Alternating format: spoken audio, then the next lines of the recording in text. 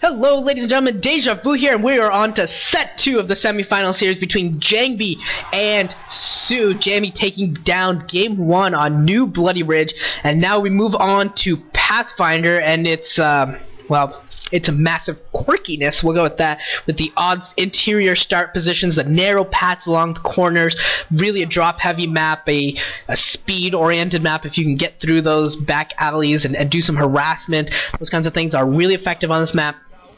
So we'll see what Jangbi and Sue have in store for us on this. Sue played a ZVZ on here, so not a whole lot that we can take away from Sue playing on this map in a ZVZ. You know, the meta game just makes it so you can't really be that creative. On the other hand, Jangbi versus Fantasy, we saw him play a very macro-oriented game. Flash, or Jangbi versus Flash. Flash did not play at all aggressively. Flash did not even go for any vulture harass or anything, and Jangbi just continued to expand and macro and tech and came away with some just ridiculous Psionic Storm. Amazing Nada, Jangbi versus Nada. Jangbi Storms were Jangbi-esque. That's how good they were. They were that good during that game versus during Flash, and that led him into victory. And I'm very curious as to what he goes for in this game. I really think that he's going to go Reaver first. I think Reaver is really the right play, and it gets you into your shuttle play early, which is really good on this map. I really think that drop is the way to go on this map. And Jangbi coming in for the scout. Yeah, okay. For a second I thought he turned around. I thought he put a little flash and almost missed it, but no, he does come in here. Sees the pool first once again from Sue. So he's going to force Jangbi to put down that forge. I don't think this is a map where Jangbi can go gateway first.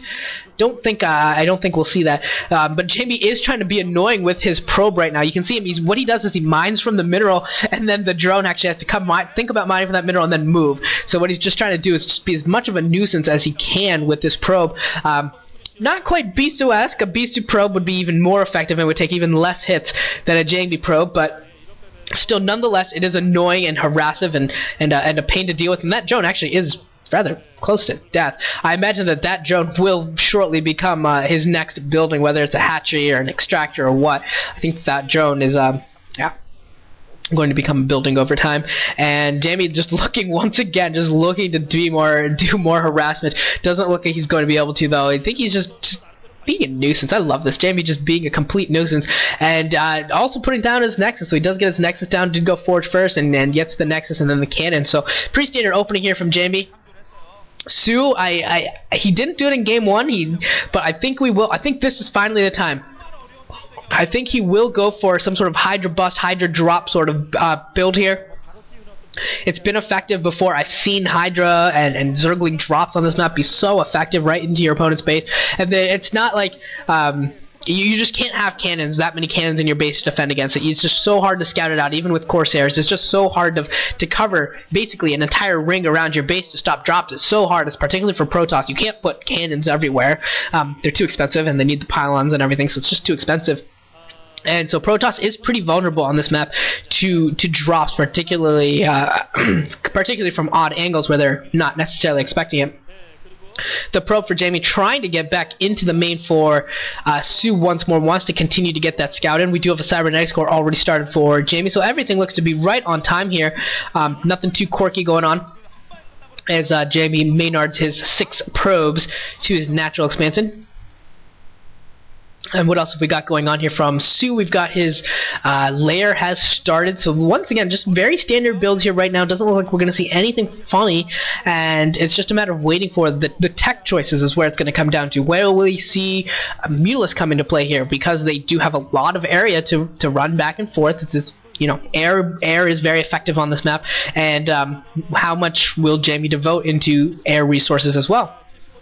Note that Sue's third base is actually at the top right, which is easier for him to defend, but it does not give him the opportunity to build a 4th base behind it. He can kind of take the mineral only that would be at the bottom right behind his main. He can kind of take that as his 4th, but it would only be a mineral only. Wouldn't let him do that 4-gas build that we sometimes see from Zerg players. That's really powerful.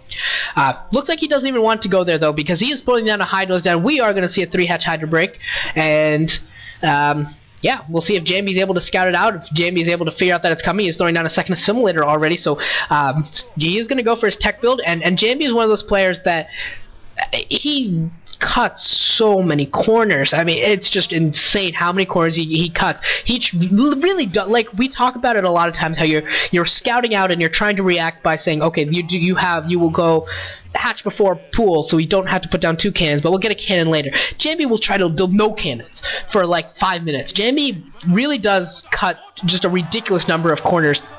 And the probe gets into the main. Su, with once again, just as in the previous game, a big epic fail at stopping Jangbi's scouting probe, has allowed Jangbi to detect the 3-hatch Hydra break that is coming. So that is terrible for Su.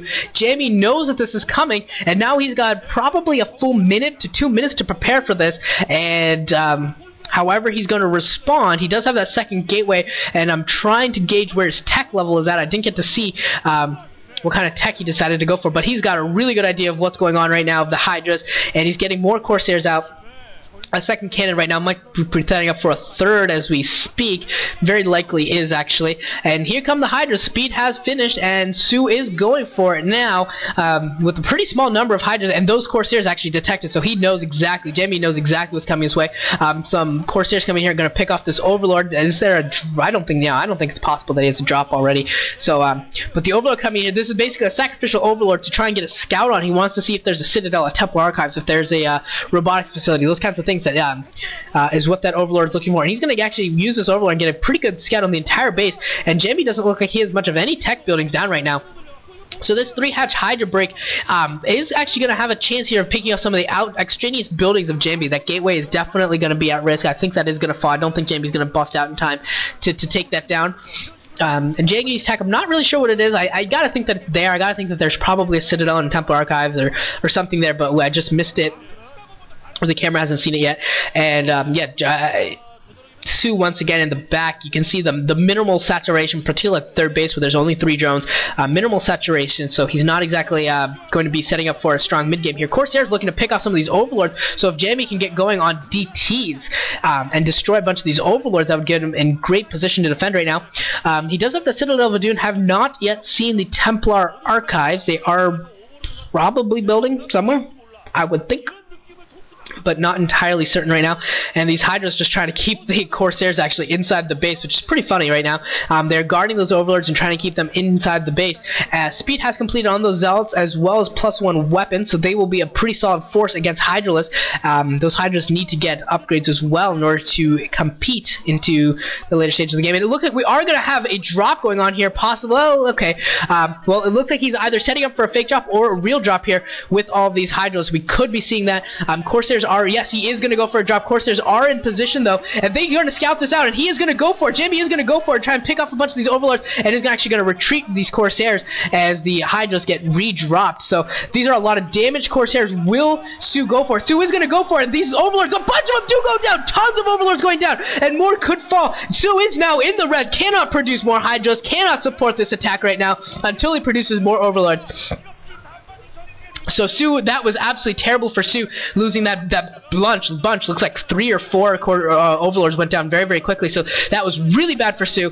And yeah, still in the red, 50 of 43. You can see that in the bottom right, in huge trouble. Does not have a huge economy. Can't afford, with only 3 hatcheries, to really spend so much money and eggs and larvae on these Overlords. So that is, I don't know how to stress this enough, but that was huge for Jangbi, able to take down those Overlords. That really sets Su back considerably here in the middle stages of the game.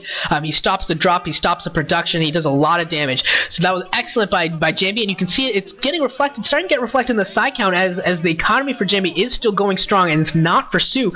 He is up over 30 psi right now, which is just huge. And we have a Dark Templar out right now, and he is going to round about and go for that top right base. There are Overlords around, but not in that base, so if he can take down a few of those drones, this DT could absolutely just destroy Su. This could put Su just in absolute hell, basically.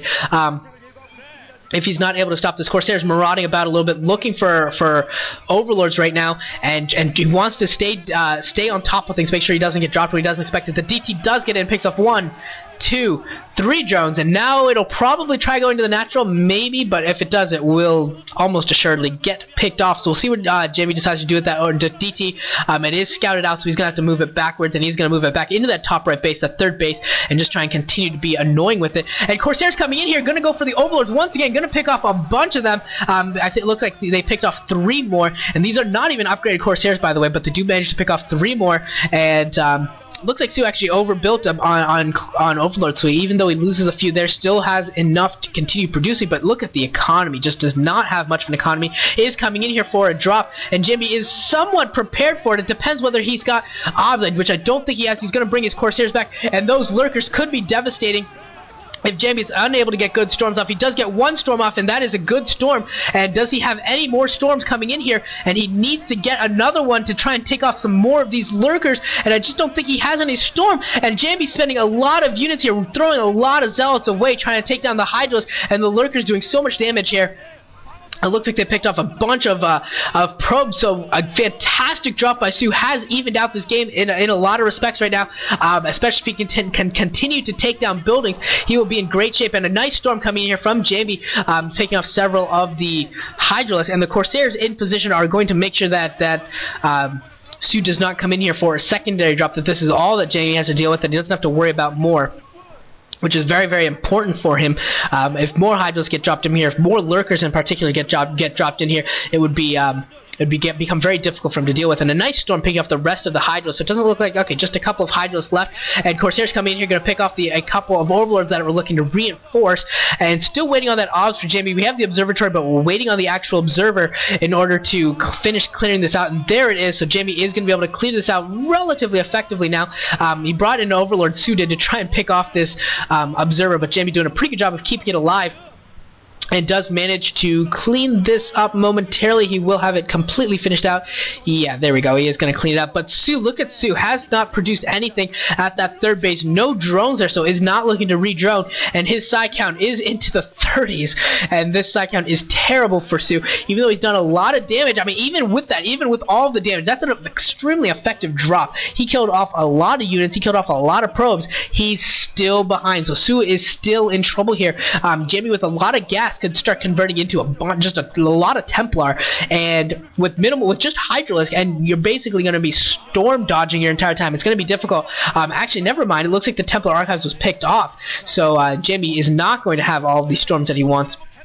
Cybernetics Core is spinning probably for Dragoons. We could see +1 weapons on Corsairs. It would be late for it, but he could be just trying to deal with these Overlords as well as he can. And here comes another drop for Su. Jangbi is waiting with Zealots and with a High Templar, and there goes a storm, and we're probably going to see a couple more storms, and Zealots are going to clean this up. So we should be seeing a GG here pretty shortly here from Su.